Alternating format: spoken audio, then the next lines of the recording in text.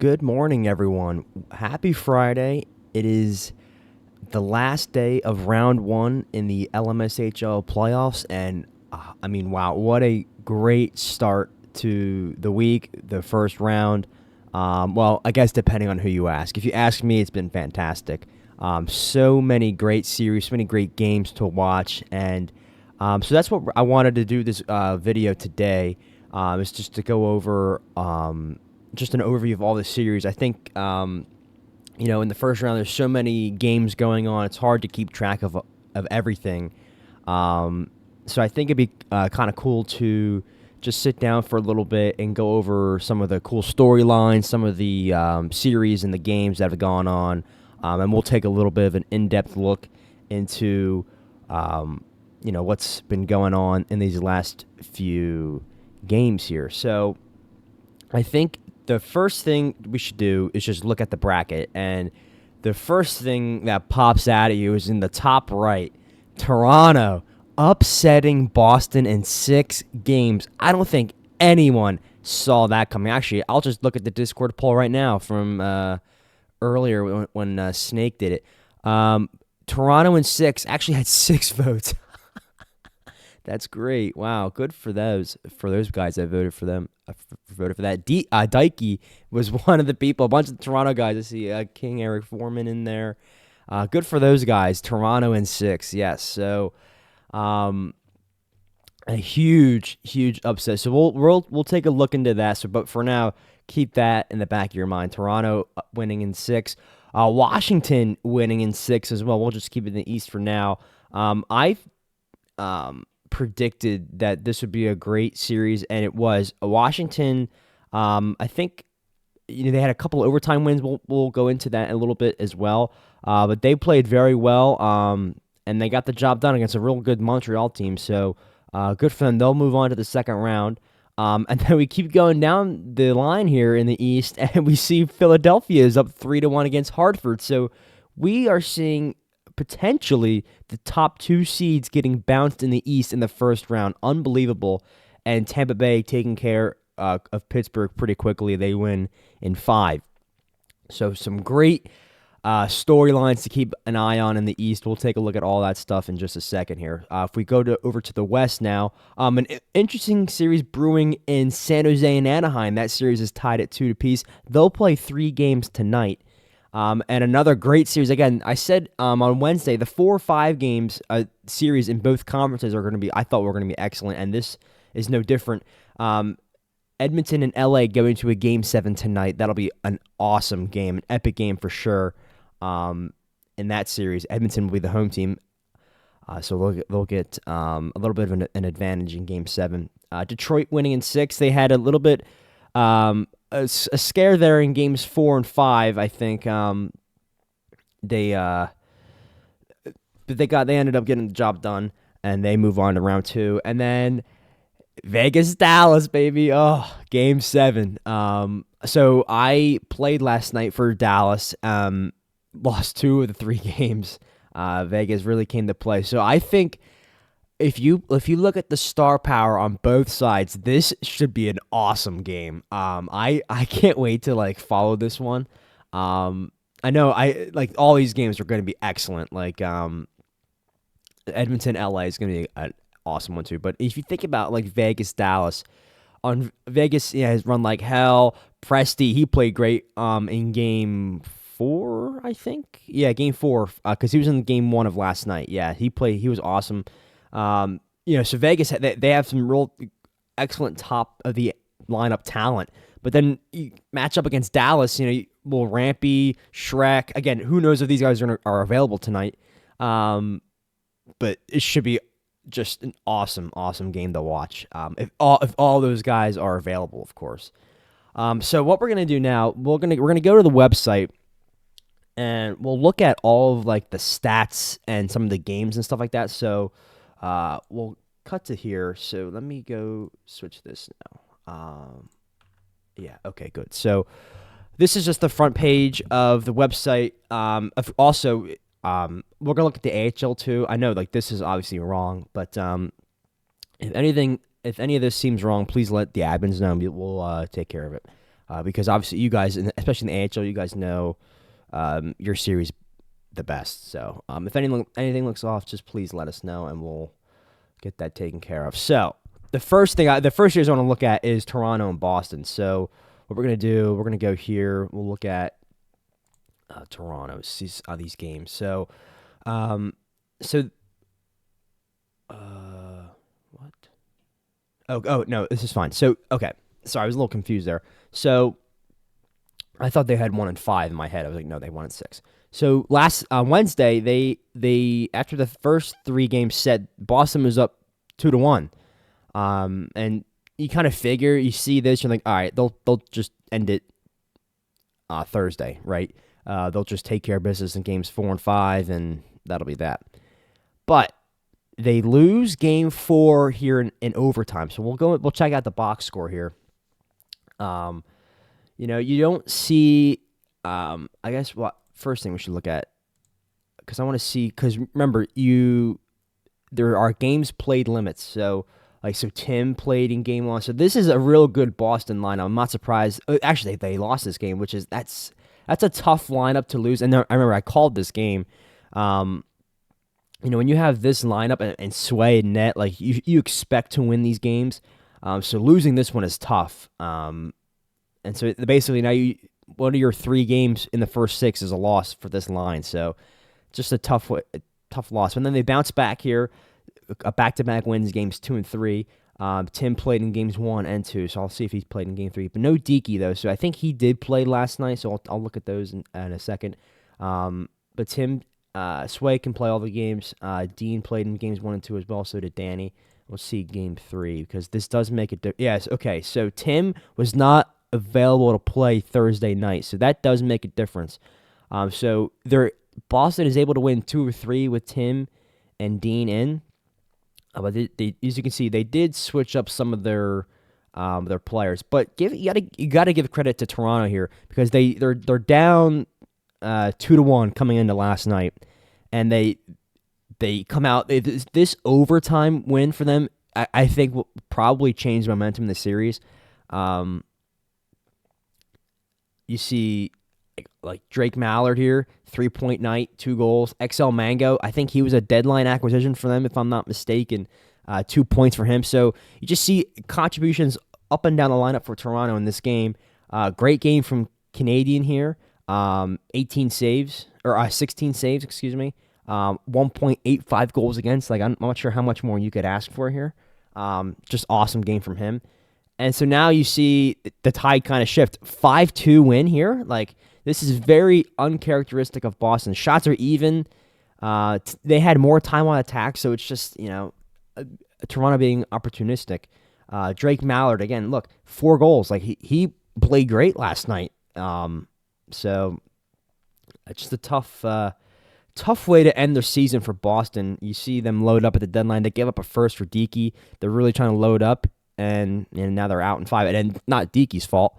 But it's just how it goes. And then in game 6, you're a 2-1 loss.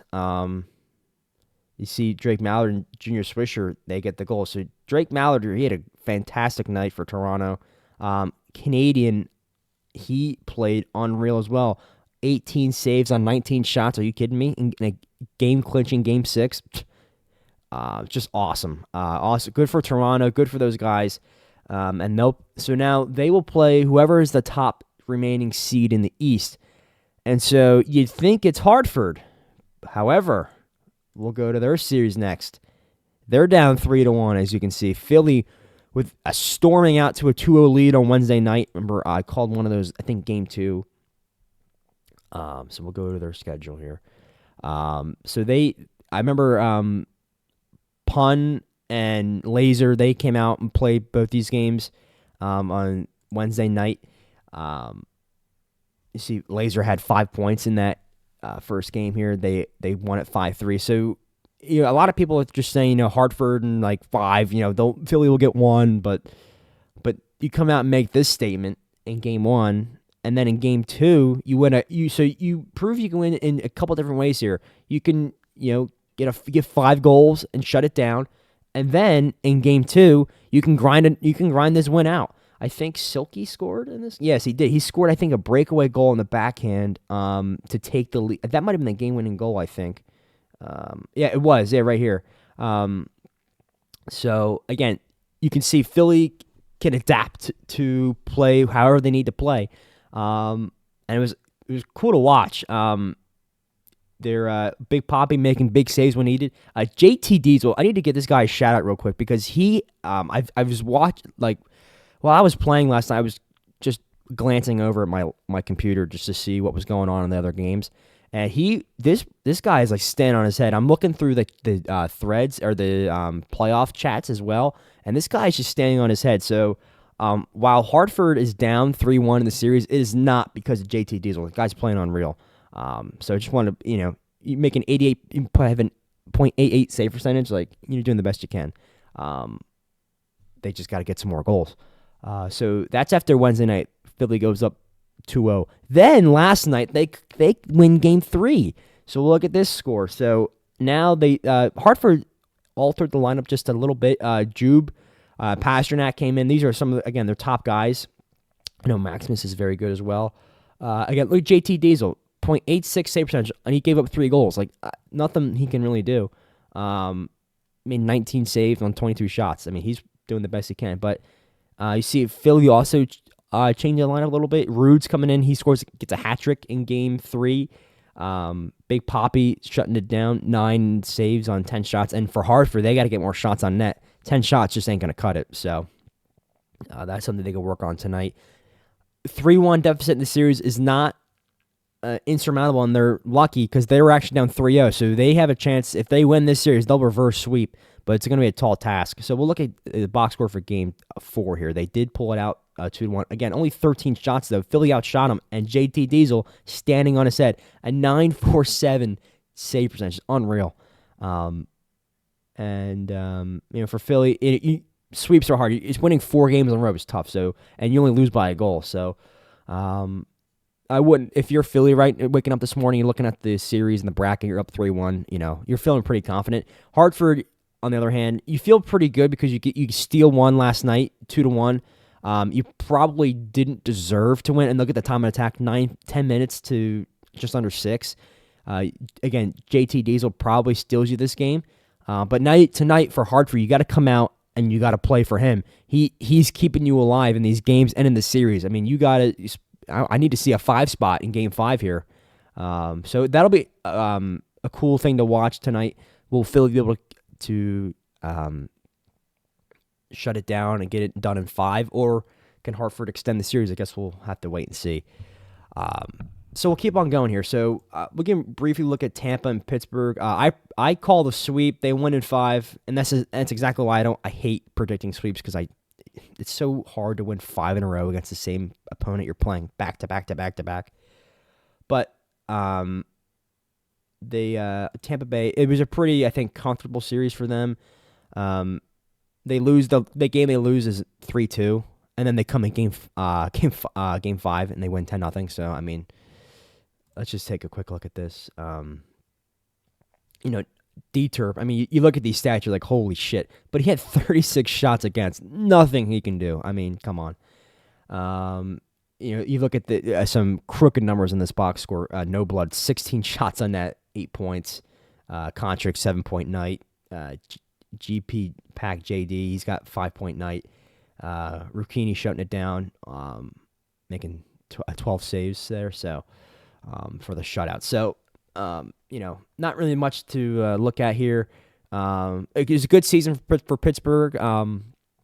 As an expansion team, this is something you can build on. They'll get a decent draft pick in probably the middle of the first round here, towards the top of the first round. I would suspect you have 2 expansion teams plus the 2 other teams that didn't make the playoffs. So those are 4 teams right there.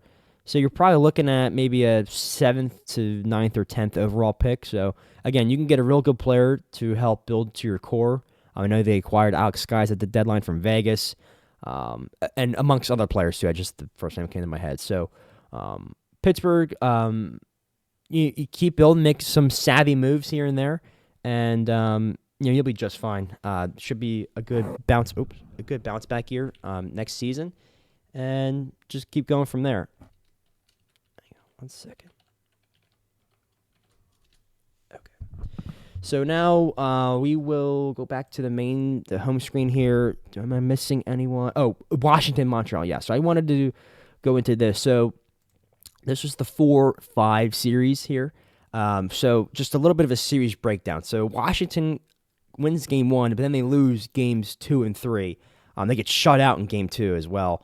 But last night they come out and they rattle off 3 wins in a row here. I'm not sure if these scores are right. I know there was an overtime win in here that might have not gotten checked off. It doesn't really matter in the playoffs. But I think game 4 might have been overtime win.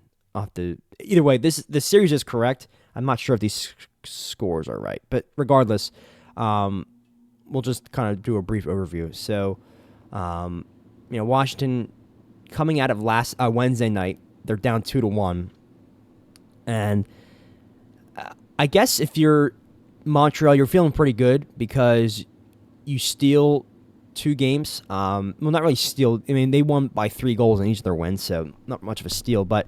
In a series, in the 4-5 game series, having the advantage coming out of the first night is definitely a good thing because now you just repeat that performance and you win in 6. That's it. Good night.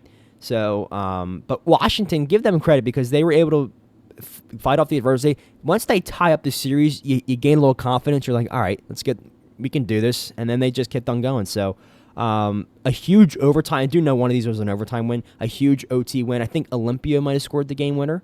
I'm not 100% sure about that. But regardless, great job for Washington. I did predict them to win in 7, so they get it done in 6. A real tough way to go if you're Montreal. It's a tough draw in the first round.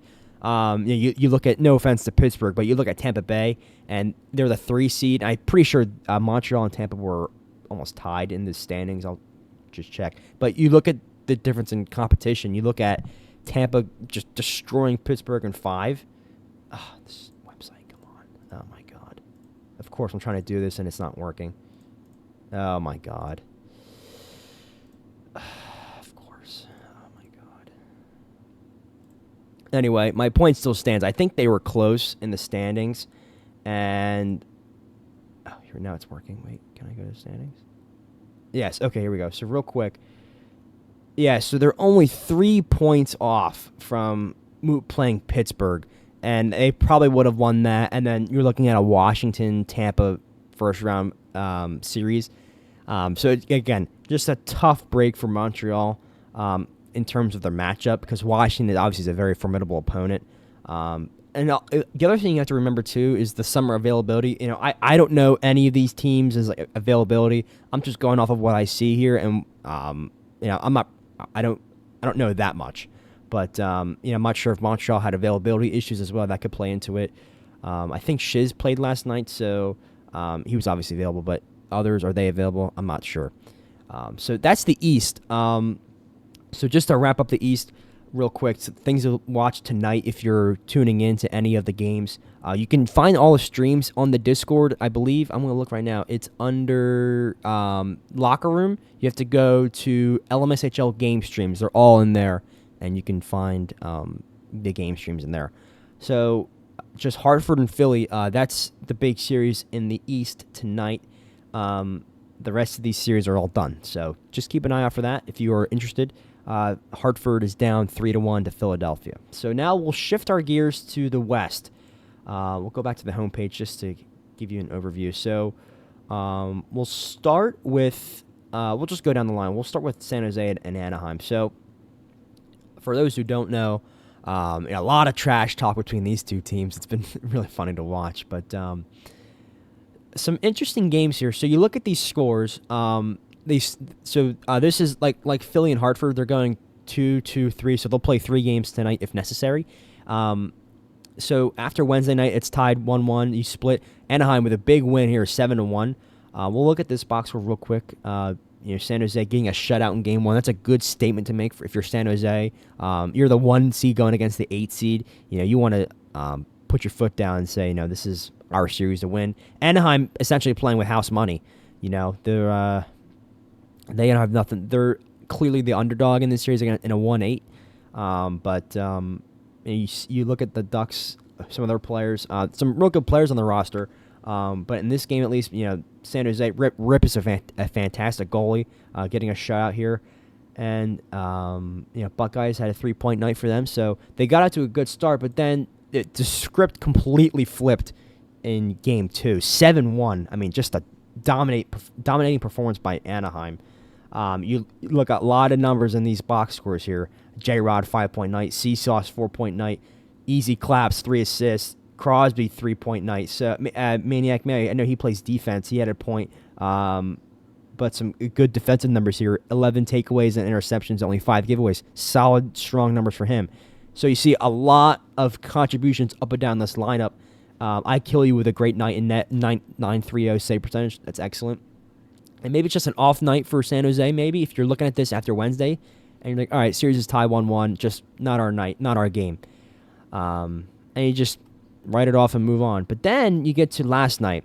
So San Jose, again, they come out, big game here, 9-6, a lot of goals. And it sucks if you're Anaheim. You score 6 goals and lose. I'm not blaming Joker at all. But you score 6 goals and lose, that's just tough. You got to tighten up the defense a bit.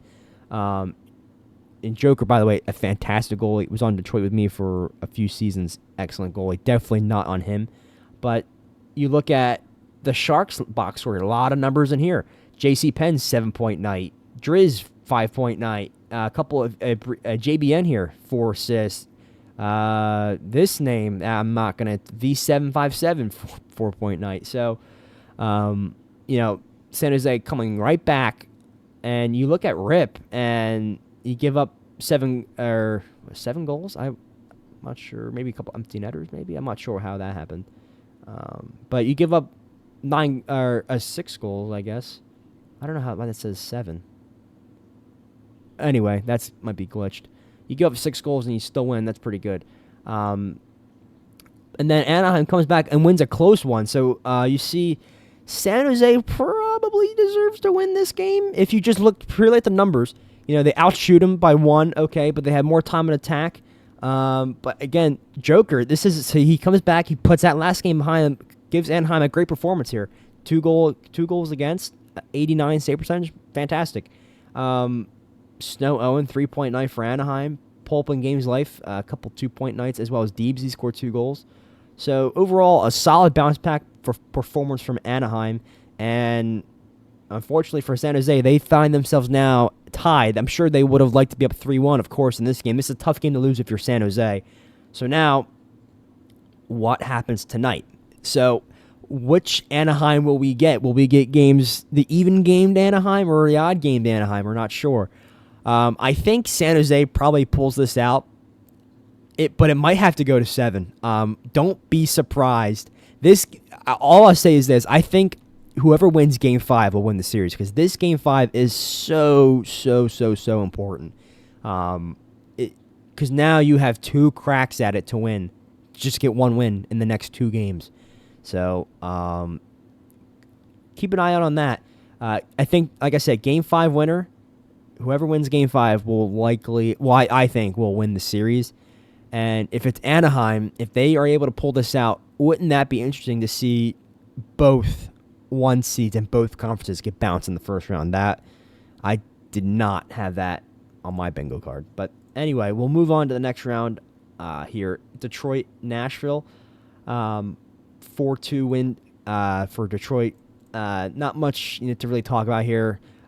Nashville did tie it up last night in Game 4, 5-3 win, but then Detroit came out and just stomped them. 10-1 Game 5, 6-3 in Game 6. I know Hungry Camper, he's a real good player for Nashville. I think he really went off in this game. Yeah, he had 5 points in this game. But again, with these playoff rules, which I am fully in agree with, you got to have some depth. So Nashville, unfortunately, just can't match the depth in Detroit. But again, a good season for Nashville, I think, because this was a team with like very little expectations, and JJ came in, turned it around a little bit, and so now he can get a full offseason to make some moves, a good draft, and then maybe Nashville can build around Hungry Camper and that forward core, and just keep building. So they'll be a good team. I think they'll be better next season, and then they'll just keep building from there. So a good season from Nashville, but Detroit, clearly the deeper team here, and they move on to round 2. Good job for Detroit, and they'll await the winners tonight. We'll save this Edmonton-LA series for the end. We'll look at because they're the 4-5 seeds, but we'll look at Dallas and Vegas next.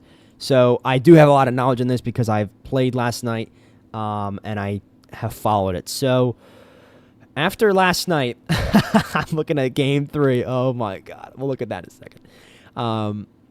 So Wednesday night, Dallas goes up 2-1. By the way, if you did not see this Game 3, please go watch my stream on the LMSHL Twitch or wherever. Please go take a look at that because the collapse of the friggin' century was in Game 3. So we'll look at this box score. So if I remember correctly, Vegas was up 4-2 with about 2 minutes to go in the third. And all of a sudden, I think Hintz, 4 goals. This brother went off for I think 2 goals or 3. I don't know if he scored all 3. But Dallas rattles off 3 goals in about 90 seconds, and they win it in regulation. This is not an overtime win. This was a regulation win. Aldo with a 4-point night, 4 assists on Hintz's 4 goals there. And so after Wednesday night, Dallas is up 2-1. And then last night, not great. I was in these games. I had 3 points in this game, but Vegas, I think C-Mac and this brother Dorito, he had 6 points, 6 assists. But then in the other game, he scored a bunch of goals too. I'll look at that in a minute. Blue Man or Kyle Wright Music, whatever the hell his name is, he played really well. We were putting a lot of shots on net, and he was stopping a lot of them. So he stole them a couple games, and so now last night Vegas wins 2 out of 3. So now we go to a Game 7. We look at this game, just a real bad game for all of us. I moved to the wing, just couldn't get anything going. Vegas had all the answers for us. Here's Dorito, 6 goals, 7-point night in that game. So, but we were able to win Game 5. Yeah, Game 5, 3-2. But again, if Vegas doesn't have that collapse, they're moving on. So this should be like I said earlier, a really good Game 7. In this series, you have so many superstars that could be in the lineup. I'm not sure who will be in the lineup. I do know, but I'm just not going to tell you. So keep an eye out for that. So now we go to Edmonton and LA. So we look at this. We'll go into here. We'll go to the team schedule. So Wednesday night, LA comes out, and they win 2 out of the 3. And if I'm going to be honest with you, I'm thinking all right, LA is probably going to win this in 5 or 6. And then they come out in Game 4, and they win that one 3-2. And now, if you're following it live, you're probably like, yeah, this is probably done. You look at the box score from Game 4, and you see Washko getting a 2-goal, 3-point night. Sink's playing real well. So LA just grinding it out. The really deep team. They remind me a lot of Detroit. They have a lot of good players, a lot of solid depth that can play a lot of different positions. But you see some of these scores, 4-0, 5-2. These are pretty convincing wins. After they lose, they drop the first one here. But then all of a sudden, Edmonton turns the tide, and they rattle off games in 5 and 6. And now we look at a Game 7. So we look at Game 6 here, or a Game 5, excuse me. A couple of 4-point night from these Edmonton wingers, Ovi and Kevin Jamo. 4-point nights. Royal Rum, excellent game in this one. 2 goals against, 87 save percentage. He is an excellent goalie. If Edmonton loses this series, it is definitely not on Rum. I've watched a few of these games in LA at Edmonton. He is a huge reason why they're still in it. I know you look at some of these scores, and 4-0, 5-2, you think maybe it's a goaltending problem. I can promise you it is not. And then they just grind out this one in Game 6. You get contributions again from Mr. Pie Guy and Kevin Jamo. Royal Rum, 12 saves on 13 shots. It's a great team effort. And this is not to say that LA played poorly. I mean, the time on attack is pretty even. The shots are a little bit more in Edmonton's favor. But overall, LA is playing very well. So this has been a very, very even series. If I had to predict a Game 7 winner, I can't. It's really going to come down to who's around. Everyone's eligible. It's just who's available, I guess. Both teams have very deep lineups, and they can throw together any sort of combination, and they will be competitive. So, but if I had to guess, I will go with LA here. But I am not at all counting out Edmonton at all. I will not be surprised if they were able to win Game 7. They have won 2 in a row. Can they make it 3? I guess we'll see. But this will, either way, I think it'll be a close game. You're looking at a 4-2 or 2-1. Like that's the way Edmonton's going to win, is if they keep it close like this. If LA can get in a track meet, you're looking at these types of games here. So Edmonton's keys to success, I guess, are to keep it close, and LA's just turn it into just run and gun it, So that'll be a really, really interesting Game 7. So overall, we'll go back to the homepage here just for a second. So a couple of Game 7s tonight in the West, Dallas, Vegas, and then Edmonton, LA, the 2 Game 7s. And potentially more, with San Jose, we don't know right now. We'll see later on. And then if Hartford can rattle off some wins here, maybe force a Game 7, or if not, they'll be heading home. So with that, really quick, before I end it, I'd like to bring up the AHL bracket, just so we give these guys some love as well. So we'll go, I'm not going to do the whole overview like I just did for the NHL, but if we go down the brackets just to give everyone a quick idea on what's happening in the AHL, we'll start in the East. So Hershey is up, and disclaimer, I hope these are correct. If they're not, I apologize, and please let us know. If it's not, we'll fix it on the website, and I'll fix my bracket as well. So Hershey, they're up 3-1 against Wilkes-Barre Scranton. Laval takes it in 5 over Lehigh Valley. Providence up 3-0 on Utica. This is one I'm not sure if this is correct. Syracuse sweeps the Chicago Wolves, the Hartford AHL affiliate, so they'll move on to the next round. Over in the West, this is very interesting. Tucson playing against Henderson. So now I have a theory on why this is happening. You see, with the playoff rules as they are currently constructed, Henderson's best player, Martins, he has like 213 points or something like that. He has to play in the NHL because Vegas is not. You have to run 2 lines. So now that opens the door for Tucson to come in and take a few games here. So this is a very interesting series. If Tucson can knock off Henderson, that would be fascinating. So that Game 7 will be tonight. Grand Rapids, Detroit's AHL, they knock off Milwaukee, who is Nashville. So these 2 organizations played each other in both NHL and AHL. Grand Rapids sweeps Milwaukee.